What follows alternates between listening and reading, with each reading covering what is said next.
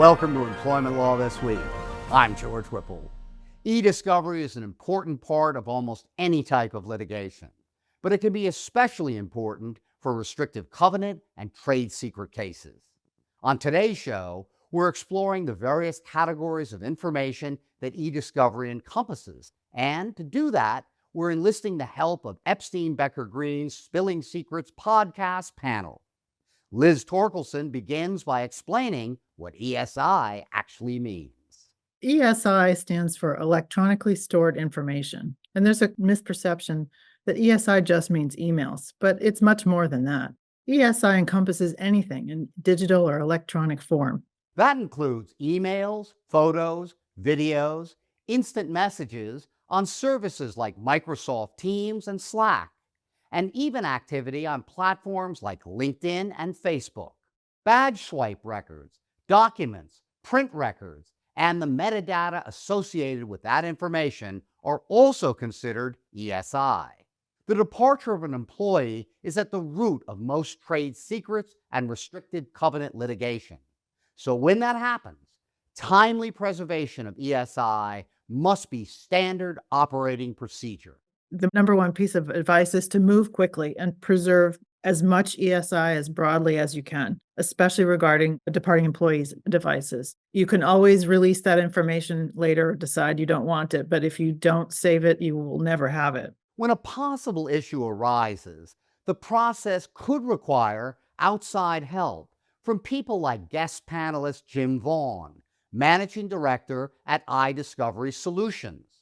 Jim is a court-recognized expert in the field of digital forensics.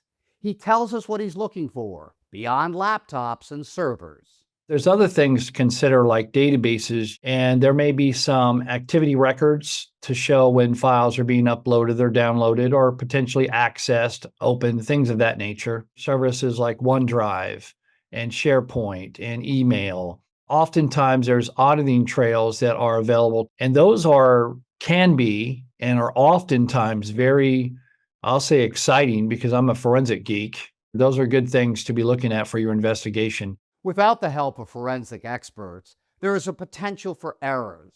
But as both Jim and Liz caution, there is also the possibility that when it comes time for discovery, the metadata you create on your system will show your adversaries exactly what you were looking at during the investigation. In some instances, for compliance reasons, and in some industries, the networks automatically create an audit trail showing who accessed emails on their system and when, and that can give someone insight that you don't want to give them into your thought process or what you were looking for. You often see where custodians or maybe potentially counsel inadvertently will start accessing things, for example, USB drives, where people have been accused of copying things to a USB drive. Those get plugged in and looked at. To Liz's point, that also would be triggering the very metadata that you want to be able to analyze when the device is returned. Thanks to Jim and Liz.